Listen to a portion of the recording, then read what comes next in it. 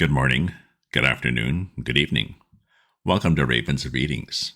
I'll be reading again from A Room with a View, a 1908 novel by E.M. Forster. It's about a young, sheltered woman living in the restrained and class-conscious culture of Edwardian England. It's both a romance and a humorous critique of the class distinctions at that time. I do readings twice a week, Tuesdays and Fridays. If you subscribe to my Substack newsletter, you get notified of my updates as soon as they're ready. If you enjoyed this reading or have other classics you'd like to hear, leave me a comment. We're getting near the end of this delightful novel, just a few more chapters. Next, I think I'll do Tom Sawyer. Any comments? In the previous chapter, Lucy managed to end her relationship with Cecil and sort of denied George. Now how about everyone else? Chapter 18. Lying to Mr. Beebe, Mrs. Honeychurch, Freddy, and the servants. Windy Corner lay not on the summit of the ridge, but a few hundred feet down the southern slope, at the springing of one of the great buttresses that supported the hill. On either side of it was a shallow ravine filled with ferns and pine trees, and down the ravine on the left ran the highway into the Weald. Whenever Mr. Beebe crossed the ridge and caught sight of these noble dispositions of the earth, and poised in the middle of them Windy Corner, he laughed. The situation was so glorious, the house so commonplace, not to say impertinent. The late Mr. Honeychurch had affected the cube, because it gave him the most accommodation for his money, and the only addition made by his widow had being a small turret shaped like a rhinoceros horn, where she could sit in wet weather and watch the carts going up and down the road. So impertinent, and yet the house did, for it was the home of people who loved their surroundings honestly. Other houses in the neighborhood had been built by expensive architects. Over others, their inmates had fidgeted sedulously, and yet all these suggested the accidental, the temporary, while Windy Corner seemed as inevitable as an ugliest of nature's own creation. One might laugh at the house, but one never shuddered. Mr. Beebe was bicycling over this Monday morning with a piece of gossip. He had heard from the Miss Allens. These admirable ladies, since they could not go to Sicily, had changed their plans. They were going to Greece instead. "Since Florence did my poor sister so much good," wrote Miss Catherine, "we do not see why we should not try Athens this summer. Of course, Athens is a plunge, and the doctor has ordered her special digestive bread, but after all, we can take that with us, and it is only getting first into a steamer and then into a train.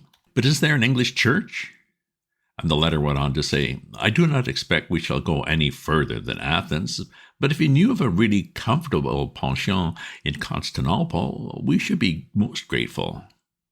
Lucy would enjoy this letter, and the smile with which Mr. Beebe greeted Windy Corner was partly for her.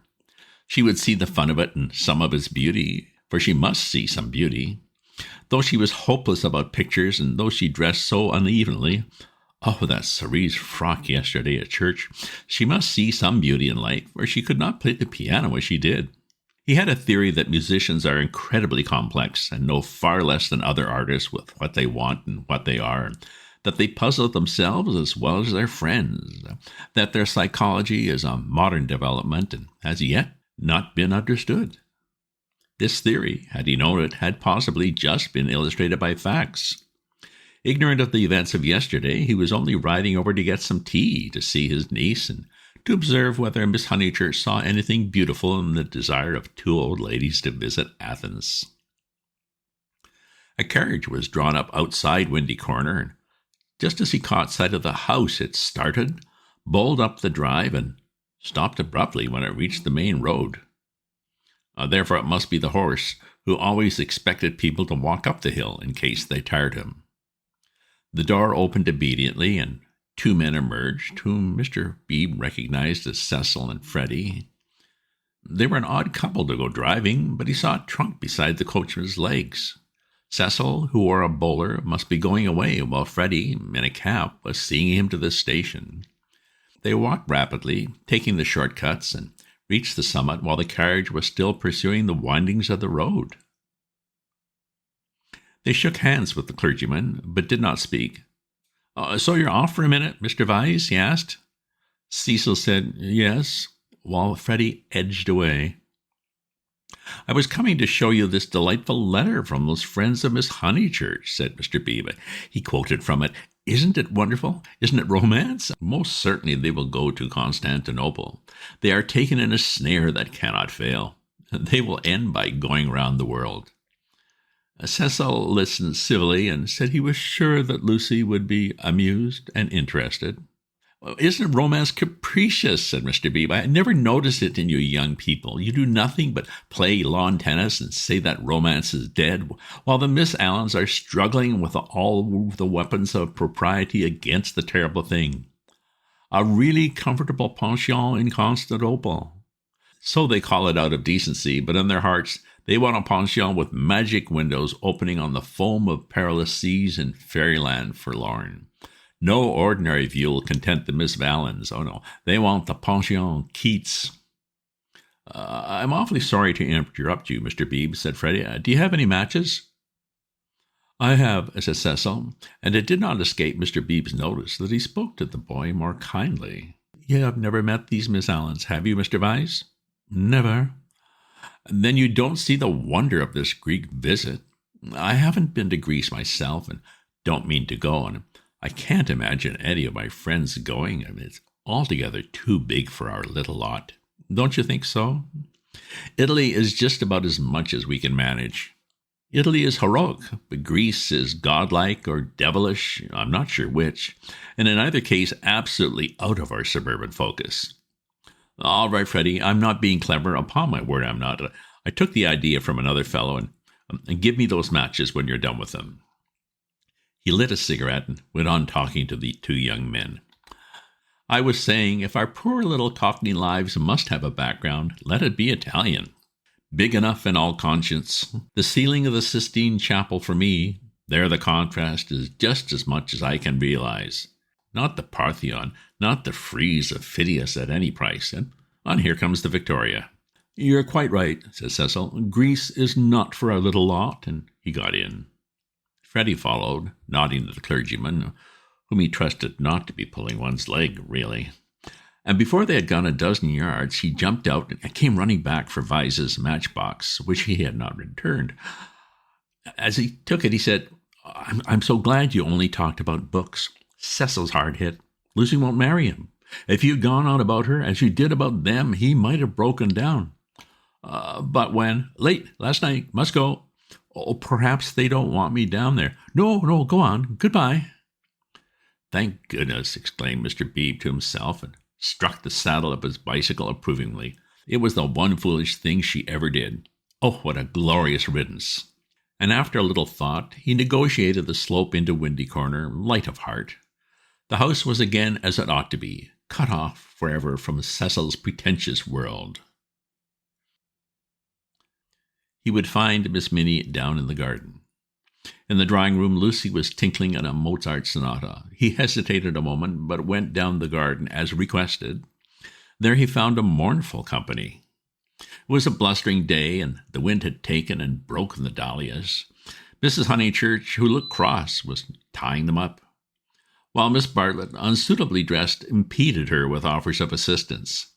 At a little distance stood Minnie and the garden child, a minute importation, each holding either end of a long piece of bass rope. Oh, how do you do, Mr. Beebe, said Mrs. Honeychurch. Gracious, what a mess everything is. Look at my scarlet pom-poms, and the wind blowing their skirts about, and the ground so hard that not even a prop will stick in, and then the carriage having to go out, when I had counted on having Powell, who, give everyone their due, does tie up dahlias properly. Evidently, Mrs. Honeychurch was shattered. How do you do?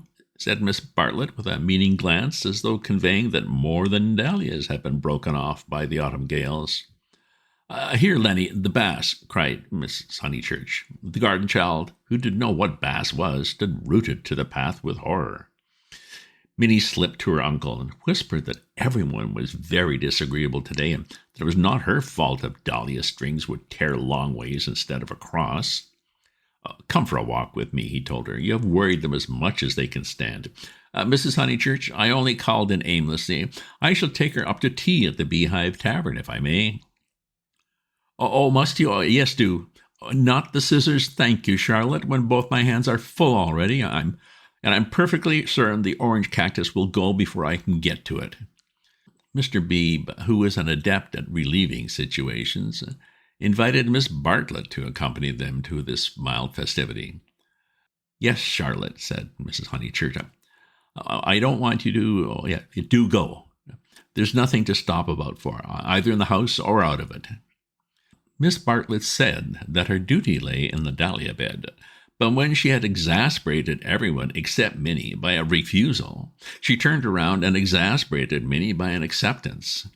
As they walked up the garden, the orange cactus fell, and Mr. Beebe's last vision was of the garden child clasping it like a lover, his dark head buried in a wealth of blossom. It is terrible, this havoc among the flowers, he remarked. It is always terrible when the promise of months is destroyed in a moment, enunciated Miss Bartlett. Perhaps we ought to send Miss Honeychurch down to her mother, he said, or will she come with us? I think we had better leave Lucy to herself and to her own pursuits. They're angry with Miss Honeychurch because she was late for breakfast, whispered Minnie, and Floyd is gone, and Mr. Vyse is gone, and Freddy won't play with me. In fact, Uncle Arthur, this house is not at all what it was yesterday.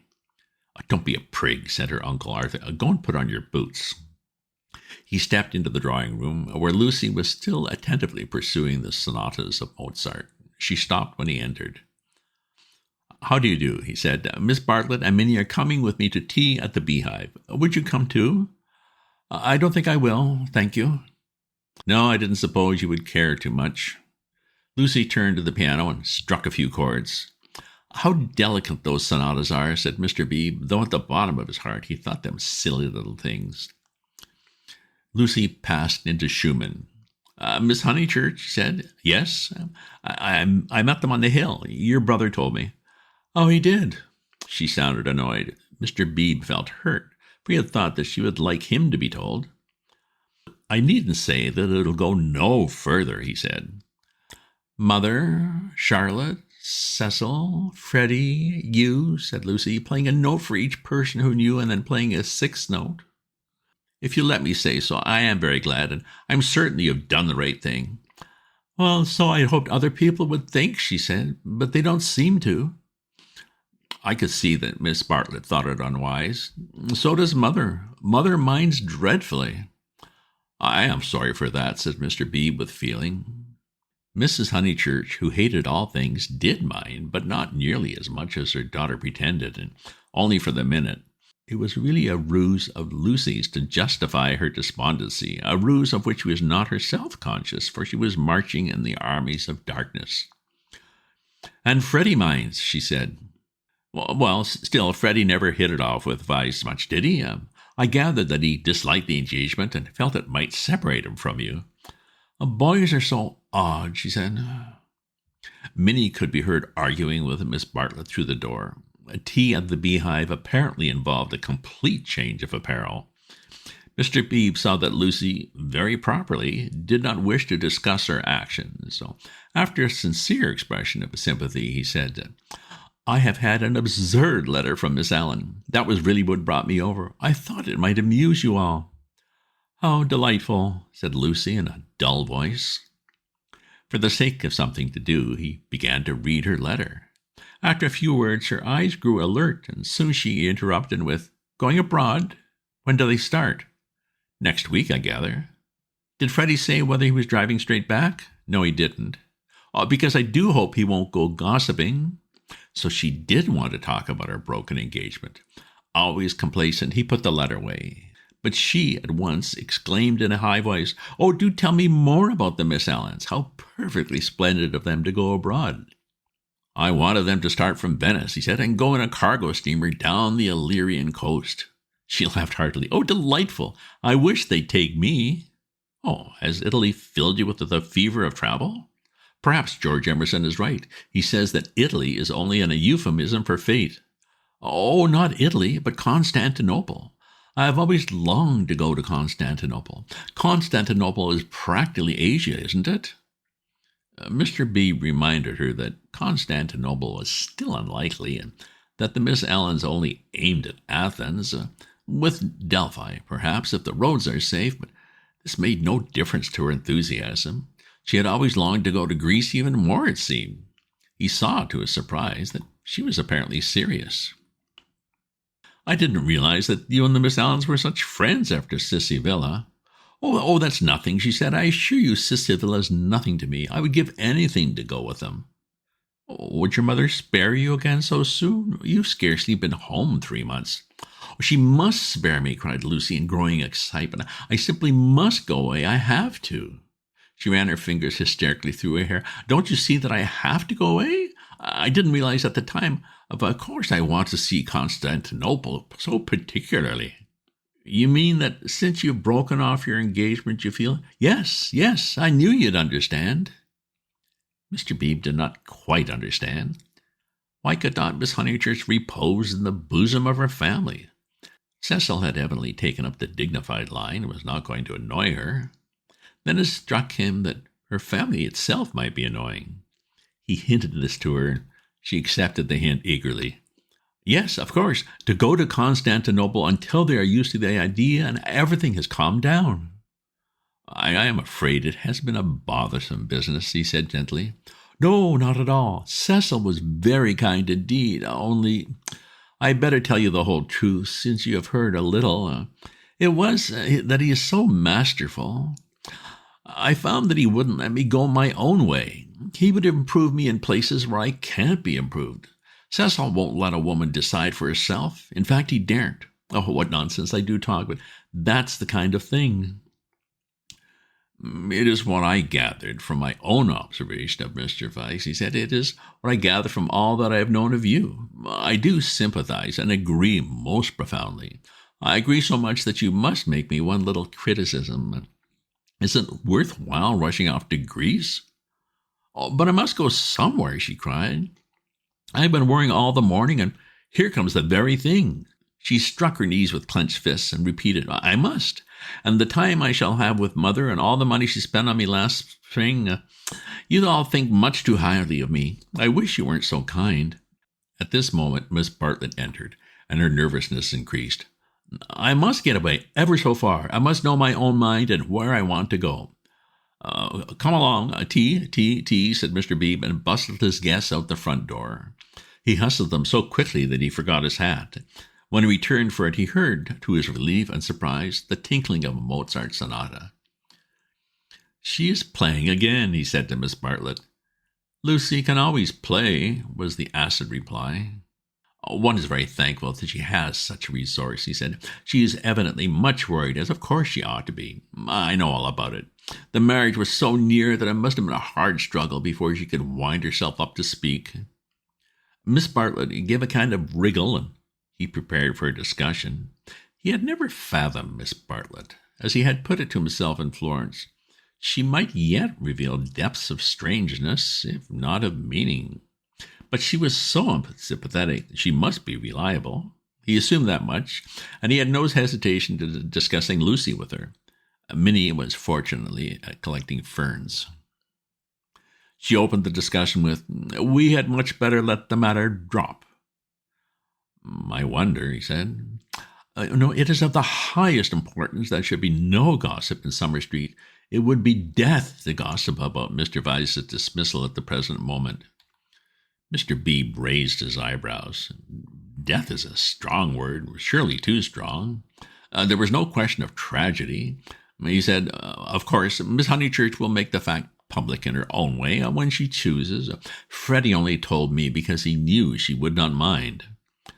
"I know," said Miss Bartlett civilly, "yet Freddy ought not to have told you. One cannot be too careful." "Quite so. I do implore absolute secrecy. A chance word to a chattering friend, and—" "Exactly." He was used to these nervous old maids and to the exaggerated importance that they attach to words. A rector lives in a web of petty secrets and confidences and warnings, and the wiser he is, the less he will regard them. He will change the subject, as Mr. Beebe, saying cheerfully, "Have you heard from any Bertolini people lately? I believe you keep up with Miss Lavish." It is odd how we of that pension, who seem such a fortuitous collection, have been working into one another's lives. 2, 3, 4, 6 of us, no, 8, I had forgotten the Emersons, have kept more or less in touch. We really must give the Signora a testimonial. And Miss Bartlett, not favouring the scheme, they walked up the hill in a silence which was only broken by the rector naming some fern. On the summit they paused. The sky had grown wilder since he stood there last hour, giving to the land a tragic greatness that is so rare in Surrey. Great clouds were charging across tissues of white, which stretched and shredded and tore slowly, until through their final layers there gleamed a hint of the disappearing blue. Summer was retreating. The wind roared, the trees groaned, yet the noise seemed insufficient for those vast operations in heaven. The weather was breaking up, broken. It is the sense of the fit rather than of the supernatural that equips such crises with the salvos of angelic artillery. Mr. Beebe's eyes rested on Windy Corner, where Lucy sat, practicing Mozart. No smile came to his lips, and changing the subject again, he said, "Oh, we shan't have rain, but we shall have darkness, so let us hurry on. The darkness last night was appalling."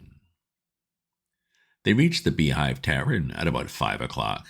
That amiable hostelry possesses a veranda in which the young and the unwise do dearly love to sit, while guests of more mature years seek a pleasant sanded room and have tea at a table comfortably. Mr. Beebe saw that Miss Bartlett would be cold if she sat out, and that Minnie would be dull if she sat in, so he proposed a division of forces. They would hand the child her food through the window. Thus he was incidentally enabled to discuss the fortunes of Lucy. "I have been thinking, Miss Bartlett," he said, "unless you very much object, I would like to reopen that discussion." She bowed. "And nothing about the past? I know little and care less about that. I am absolutely certain that it is to your cousin's credit. She has acted loftily and rightly, and it is like her gentle modesties to say that we think too highly of her. But the future. Seriously, what do you think of this Greek plan?" He pulled out the letter again. "I don't know whether you overheard, but she wants to join the Miss Allens in their mad career. I can't explain, it's wrong." Miss Bartlett read the letter in silence and laid it down and seemed to hesitate and then read it again. "I can't see the point of it myself," he said. To his astonishment, she replied, "There I cannot agree with you. In it I spy Lucy's salvation." "Really? Now why?" "She wanted to leave Windy Corner." I know, but it seems so odd, so unlike her, so I was going to say selfish." "Oh, it is natural, surely, after such painful scenes," she said, "that she should desire a change." Here, apparently, was one of those points that the male intellect misses.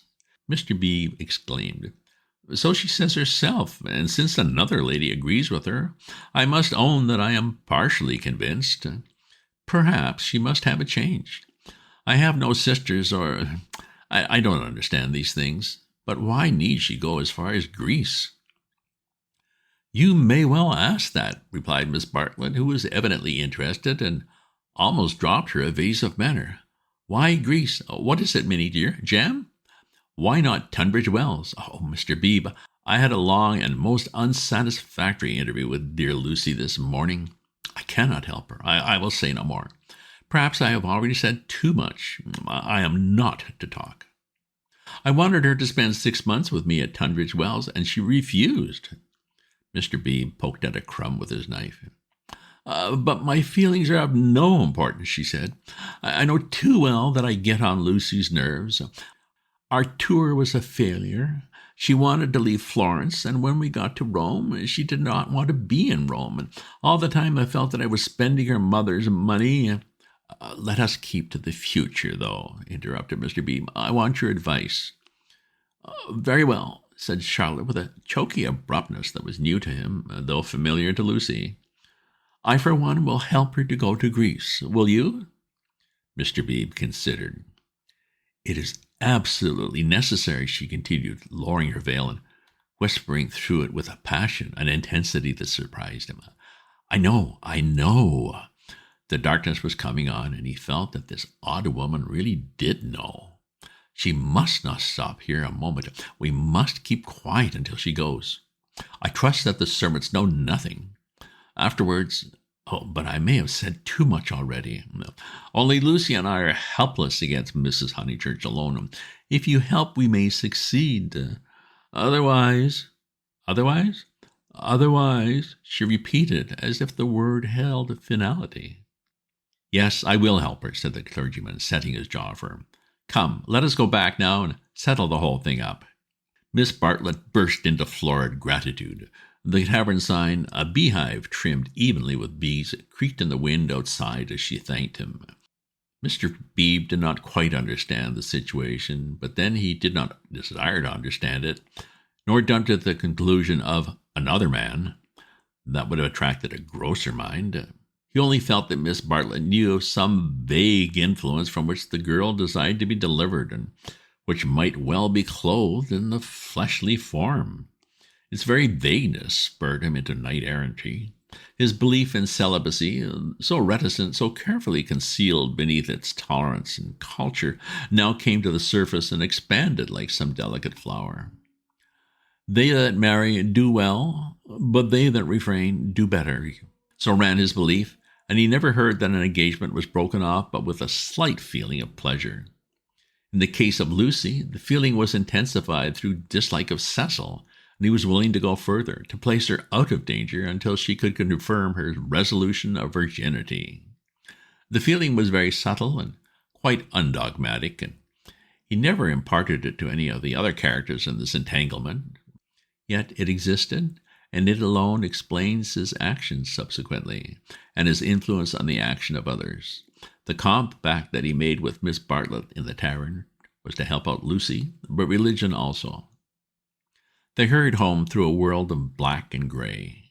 He conversed on indifferent topics: the Emersons' need of a housekeeper, servants, Italian servants, novels about Italy, novels with a purpose. Could literature influence life? Windy Corner glimmered. In the garden, Mrs. Honeychurch, now helped by Freddy, still wrestled with the lives of her flowers. It gets too dark, she said hopelessly. This comes of putting off. We might have known the weather would break up soon, and now Lucy wants to go to Greece. I don't know what the world's coming to. Mrs. Honeychurch, he said, go to Greece she must. Come up to the house, and let's talk it over. Do you, in the first place, mind her breaking with Vyse? Oh, Mr. Beebe, I'm thankful, simply thankful. So am I, said Freddy. Good. Now come up to the house. They conferred in the dining room for half an hour. Lucy would never have carried the Greek scheme alone. It was expensive and dramatic, both qualities that her mother loathed. Nor would Charlotte have succeeded. The honors of the day rested with Mr. Beebe. By his tact and common sense, and by his influence as a clergyman, for a clergyman who was not a fool, influenced Mrs. Honeychurch greatly, he bent her to their purpose.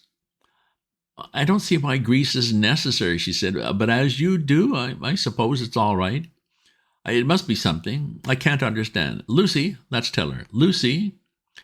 She's playing the piano, Mr. Beebe said. He opened the door and heard the words of a song. Look about thou on beauty's charming. I didn't know that Miss Honeychurch sang too. Sit thou still when nights are arming. Taste not when the wine cup glistens. Yeah, it's a song Cecil gave her. How odd girls are. What's that? Called Lucy, stopping short. All right, dear, said Mrs. Honeychurch kindly. She went into the drawing room, and Mr. Beebe heard her kiss Lucy and say, I'm sorry I was so cross about Greece, but it came on the top of the dahlias. Rather hard voice said, Thank you, Mother. Doesn't matter a bit. And you're right, too. Greece will be all right. You can go if the Miss Allens will have you. Oh, splendid. Thank you. Mr. Beebe followed. Lucy still sat at the piano with her hands over the keys. She was glad, but he had expected greater gladness. Her mother bent over her. Freddy, to whom she had been singing, reclined on the floor with his head against her and an unlit pipe between his lips. Oddly enough, the group was beautiful. Mr. Beebe, who loved the art of the past, was reminded of a favorite theme, the Santa Conversazione, in which people who care for one another are painted chatting together about noble things, a theme neither sensual nor sensational, and therefore ignored by the art of today. Why should Lucy want either to marry or to travel when she had such friends at home? Taste not when the wine cup listens, she continued. Speak not when the people listens. Here's Mr. Beebe, said her mother. Oh, Mr. Beebe knows my rude ways. It's a beautiful song and a wise one, said he. Go on. It isn't very good, she said listlessly. I forget why. Harmony or something. I suspected it was unscholarly. It's so beautiful. The tune's right enough, said Freddy, but the words are rotten. Oh, why throw up the sponge? How stupidly you talk, said his sister. The Santa Conversazione was broken up. After all, there was no reason that Lucy should talk about Greece or thank him for persuading her mother, so he said goodbye. Freddy lit his bicycle lamp for him in the porch, and with his usual felicity of praise, said, This has been a day and a half. Stop thine ear against the singer. Oh, wait a minute, she's finishing. From the red gold keep thy finger, vacant heart and hand and eye, easy live and quiet die. I love weather like this, said Freddy. Mr. Beebe passed into it. The two main facts were clear. She had behaved splendidly, and he had helped her. He could not expect to master the details of so big a change in a girl's life. If here and there he was dissatisfied or puzzled, he must acquiesce. She was choosing the better part. Vacant heart and hand and eye.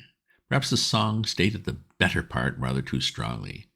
He half fancied that the soaring accompaniment, which he did not lose in the shout of the gale, really agreed with Freddy and was gently criticizing the words that it adorned. Vacant heart and hand and eye, easy live and quiet die. However, for the fourth time, Windy Corner lay poised below him, now as a beacon in the roaring tides of darkness. End of chapter. Well, that's settled now, I suppose. Family and friends calmed down, and a chance to escape to Greece. Remember to let me know what your preferences are for readings. If you subscribe to my newsletter, you'll get notified of my updates as soon as they're ready. If you enjoy this reading or have other classics you'd like to hear, leave me a comment. Check out my other posts on my Substack at ravensview.substack.com, and remember to share this with your friends. Ta-ta for now.